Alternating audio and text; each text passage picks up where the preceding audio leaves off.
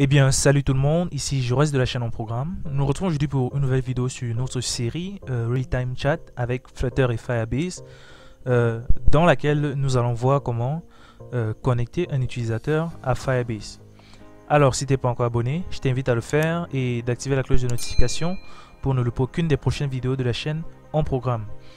Dans l'épisode précédent, nous avons vu comment designer notre page de login et d'enregistrement. C'était un truc très simple. Dans cet épisode, nous allons maintenant initialiser la méthode avec laquelle nous allons effectuer le login, qui est bien évidemment la connexion par adresse email et mot de passe. Donc, tout ce que vous avez à faire après avoir créé le projet, comme nous l'avons vu dans le premier épisode, vous cliquez tout simplement sur authentification et par la suite, vous cliquez sur Sign in Method. Voilà. Déjà, vu que nous venons de créer le projet, nous devons d'abord cliquer sur Commencer. Une fois que l'authentification a été validée, donc c'est-à-dire que nous avons accès à cela, nous venons maintenant sur cette méthode adresse email et mot de passe. Donc je coche tout simplement cette première étape-ci. La deuxième étape stipule tout simplement de vérifier l'email. Donc ça, c'est pour les projets sérieux qui auront besoin des adresses email valides pour travailler. Donc nous, on a juste besoin de connecter un utilisateur. Voilà. Donc notre méthode est maintenant accessible. Tout ce que nous devons faire, c'est maintenant d'aller sur Firebase Database. Sachez qu'après l'authentification, on aura besoin de stocker les informations du utilisateur telles que son nom et son email dans la base de données pour pouvoir récupérer ça à tout moment. Donc pour ce faire, nous venons sur Cloud Firestore, donc Firestore Database, et nous créons. Donc pour un début, nous partons d'abord sur une base de données test et nous cliquons suivant. Donc cette information-ci, comme on le dit là, ne sera définie qu'une seule fois. Donc je peux choisir l'Europe là et j'active. Nous revenons dans notre code. Vous allez remarquer que dans le dossier service, j'ai créé deux fichiers. Le fichier hôte service et le fichier DB service. Le fichier hôte service va tout simplement nous servir à stocker nos fonctions de connexion. Et le fichier DB service va servir à stocker les fonctions d'enregistrement dans la base de données. Donc pour l'authentification, on aura deux fonctions. La fonction de login et la fonction d'enregistrement. Donc nous instancions d'abord notre objet de login. Final hôte qui sera égal à Firebase. Donc Firebase hôte.instance. Nous instancions et maintenant nous créons la fonction de connexion. Sign in.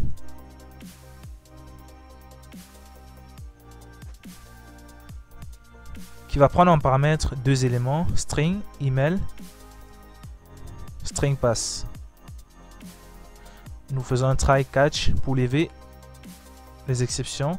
Donc, et là on fait un on Firebase hôte exception. Maintenant, nous appelons tout simplement notre hôte sign in with email and password. À l'intérieur, nous passons email. Et là, donc, nous appelons ça password. Et nous mettons le point virgule. Donc, la fonction de connexion est plutôt très simple.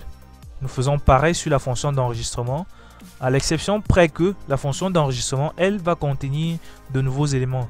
Car après l'enregistrement de l'utilisateur, elle va enregistrer ces informations dans la base de données. Donc la fonction sign-up prend trois éléments en paramètre, c'est-à-dire le nom, l'email et le mot de passe, tel que nous avons fait dans notre formulaire. Donc là, on passe un nouvel élément, string name, voilà, string email et string password. Après avoir effectué, donc là c'est create user with email and password. Nous passons les deux attributs email et mot de passe. Après l'authentification de l'utilisateur, c'est-à-dire après la création, nous allons maintenant enregistrer ces informations dans la base de données. Donc nous venons dans DB, nous créons tout simplement dans notre DB service là la méthode qui va permettre d'effectuer cela. Donc déjà on fait var user collection qui sera égal à quoi?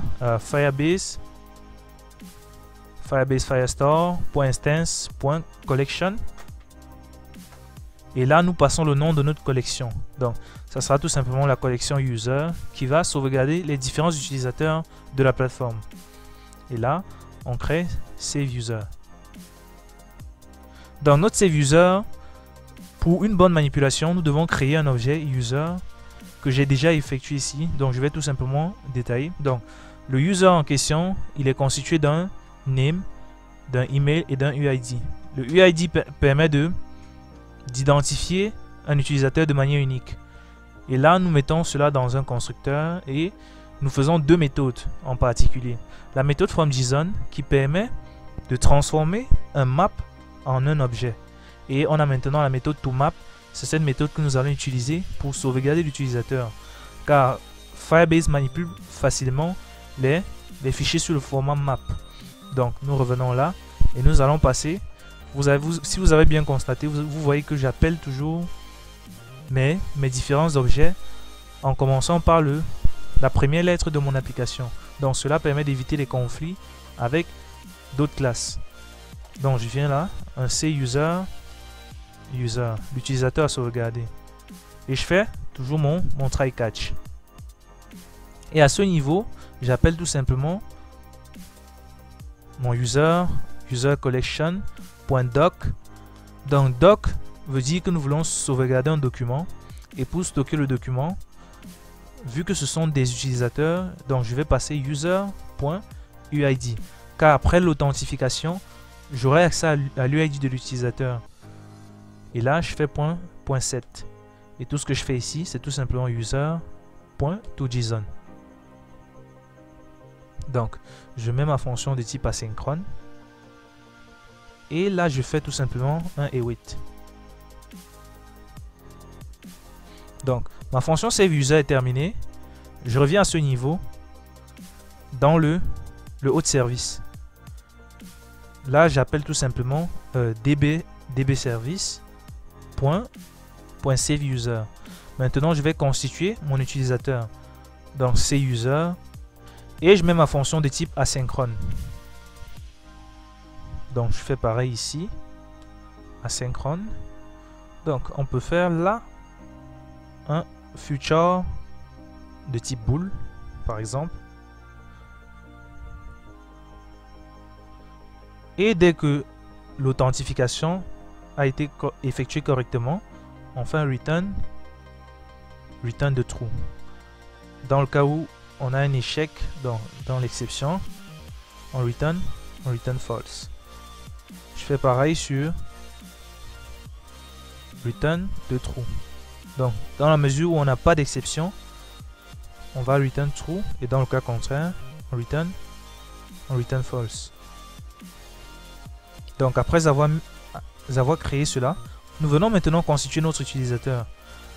Donc, pour ce faire, je vais créer une fonction, car dès qu'on est authentifié, on a un objet qui vient de la classe Firebase qui nous permet de récupérer l'instance de l'utilisateur qui est authentifié. Donc, je crée la méthode user. Donc, j'ai mis CUser tout simplement pour éviter le conflit entre la classe Firebase et ma classe. Donc là, get user, voilà. Et on fait tout simplement Firebase auth.instance.currentUser. Donc là, j'ai mon utilisateur qui est authentifié. Pour avoir son UID, c'est tout simplement user.uid. Et ensuite, je peux avoir son email. Email, donc user.email. Et pour finir, le name, bien évidemment, vu que nous avons passé name dans notre fonction signup, nous appelons tout simplement name. Donc la fonction signup est terminée. Nous allons maintenant aller appeler cela dans nos différentes vues. bien évidemment, il y a une autre méthode que fournit Firebase qui nous permet de savoir le statut de connexion de l'utilisateur. Donc, on va appeler stream. Dans les streams nous permettent d'écouter instantanément les variations de valeurs sur les attributs de Firebase. Donc, stream de type user, on change user. Donc, ça sera, on va faire un get là. Nous mettons le point d'interrogation là, car nous sommes en null safety. Et ensuite, nous créons notre dernière méthode qui va nous permettre de nous déconnecter lorsque l'utilisateur sera connecté. Donc, cette méthode là, elle sera tout simplement sign out. Donc, nous avons fini avec notre fichier auth service. Tout ce que nous avons à faire maintenant, c'est on va dans le main. Donc, sur le main maintenant, au lieu de rediriger directement vers le login, on va essayer de vérifier l'état de la connexion. Donc là, j'utilise un stream builder. Stream, j'utilise tout simplement ma méthode auth service point on change user. Donc cette méthode va détecter le changement de statut de connexion. Nous faisons maintenant tout simplement return de snapshot.data. Donc si snapshot.data est égal à nul, point d'interrogation, ça veut dire que c'est le login page que nous appelons.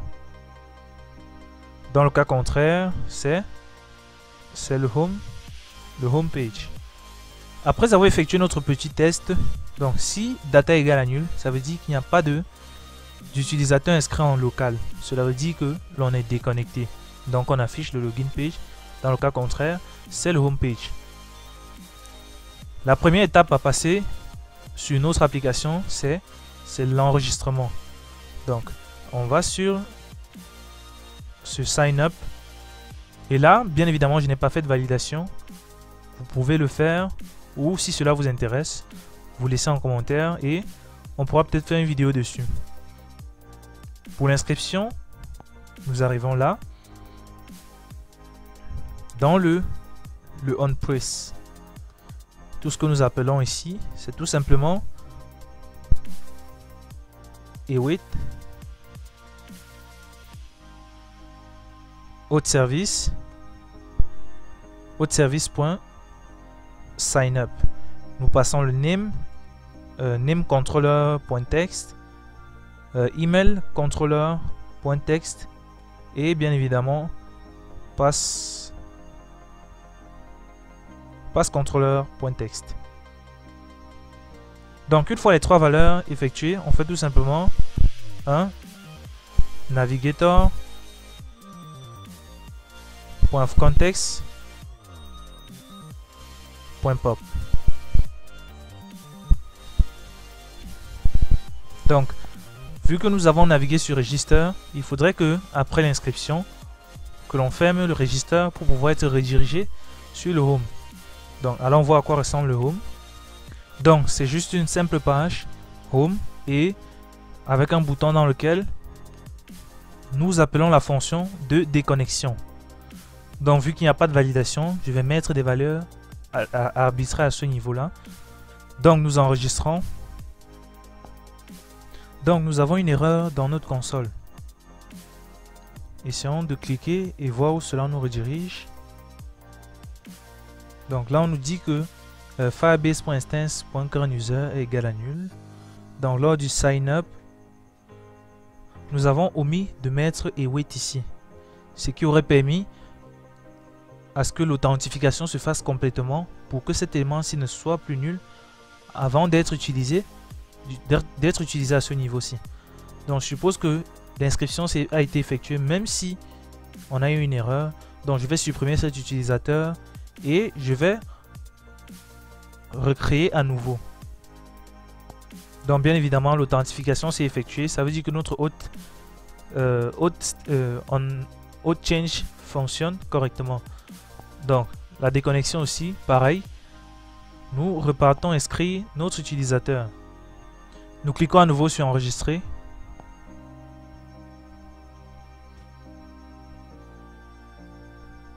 Donc cette fois-ci, l'enregistrement s'est effectué sans problème.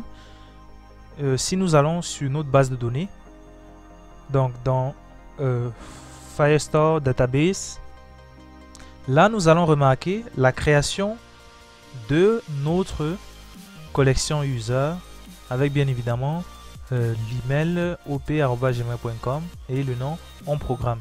Donc cela a fonctionné correctement et bien évidemment il sera présent sur l'authentification. Maintenant allons faire pareil avec la connexion. Donc si je me déconnecte, il faudrait que je sois en mesure de me connecter. Donc on va sur le login et nous avons tout simplement ici à appeler db, donc c'est hôte service .sign-in et nous passons email contrôleur.text et là passe contrôleur.text de type asynchrone. Donc après la connexion, le hot change va tout simplement faire basculer de la page login vers la page du home et je n'ai plus qu'à me connecter.